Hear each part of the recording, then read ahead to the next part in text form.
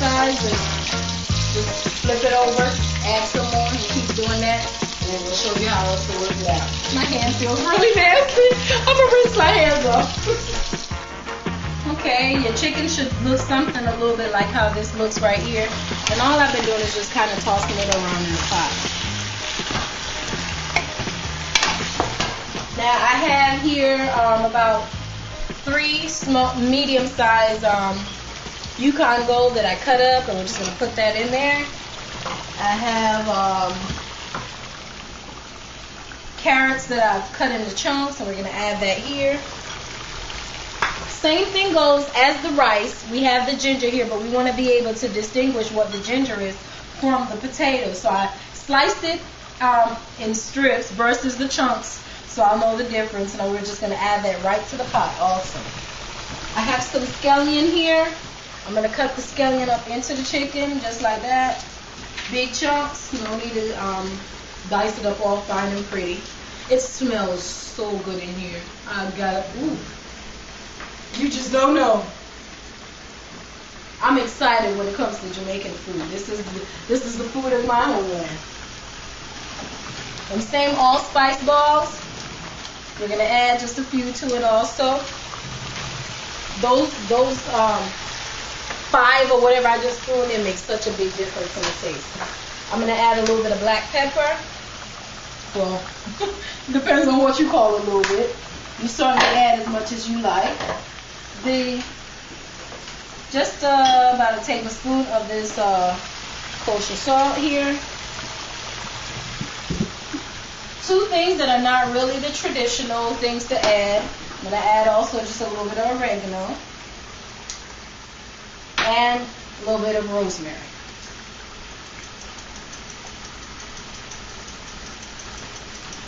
I think they bring out such a nice flavor in the meat, so I like to use them.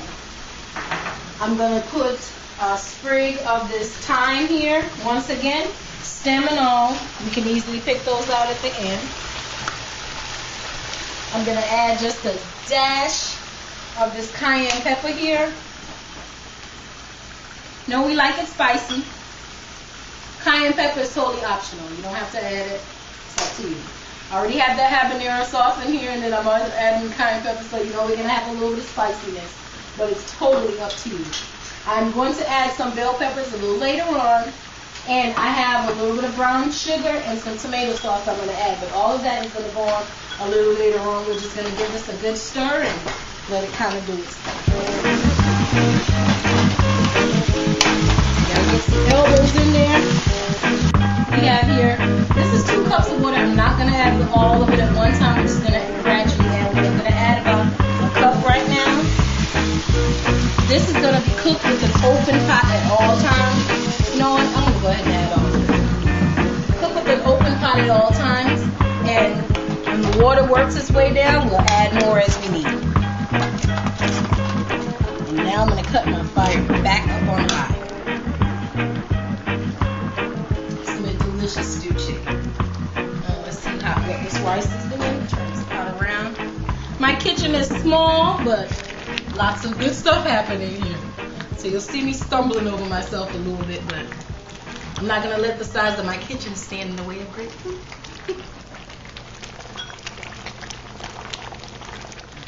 And you see how the rice is doing what I said it would? It's boiled down all the way. It's thickened up. You can see the grains a little bit here. I'm just gonna, I already gave it a nice stir.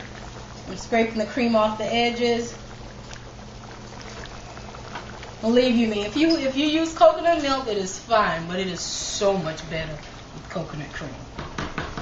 And what I'm gonna do is I'm gonna cut my fire down to as low as I can possibly get it. It is very necessary to use a wide pot like this. You don't want to use something with a lot of height that's skinny, because then the steam has to rise and cook all your rice grains.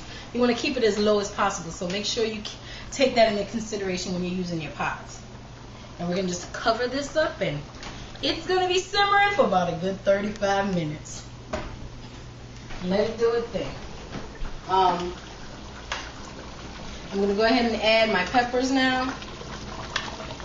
Add that right to it. I'm going to add 2 heaping tablespoons of this brown sugar. I have here some tomato sauce. It's probably about 3 ounces of tomato sauce. I'm going to dump that right in here. I'm going to stir this in, and then it's going to simmer together for about another 10-15 minutes, and it'll be good to go. So delicious. This will be the best stewed chicken you've ever had if you decide to try it. I've shown you all how to make how I make my cabbage before, but I'll do it again. I basically have a small cabbage here that I've halved. I like to cut the core out and just cut it down a little small like that. I have my cabbage here already cut up. I'm going to add about half a cup of water to that. I have 4 tablespoons of butter in here. This is so simple. It's not a whole lot of stuff added to it, but it is delicious. I have some red and green bell peppers that have been diced up. And we know that cabbage shrinks as it cooks, so don't worry about the size of my pan. I have here a shredded carrot. Add that to it. And this is all just to give it some color. Okay. I'm going to add again a tablespoon of that brown sugar right to it. Everything's going to get mixed in. Some black pepper. Carrot stuck on my finger there. Black pepper. Using up my black pepper, aren't I? A little bit of oregano. A little bit of rosemary.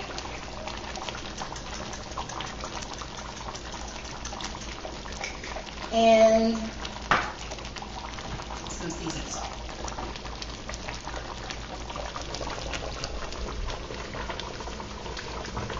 Okay, and that's probably about 2 tablespoons worth.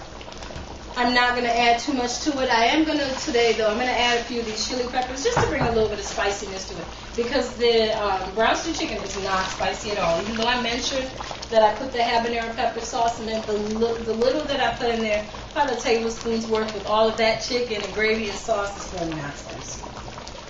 So I'm just going to break these. I'm going to leave them just in halves just to give it a little bit of flavor. And that's it. Okay, look at how delicious and hearty that brown stew chicken looks. And it smells so good, and I already know it's good. And the cabbage has already started to shrink down. It's almost half the height now, so we can give it a stir. Just give it a nice little stir. Look at how good that looks.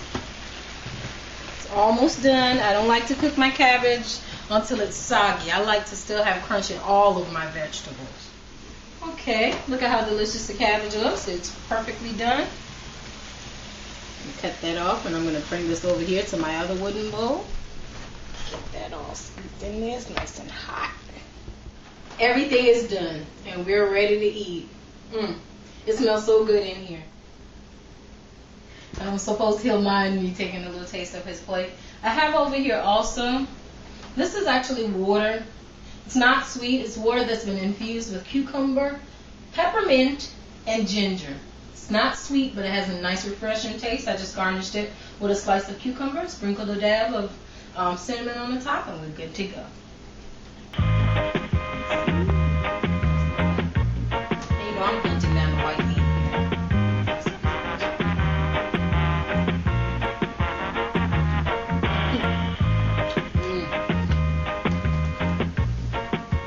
Delicious. As my mama said, nothing no better. Come back to the Irie kitchen again. Be blessed.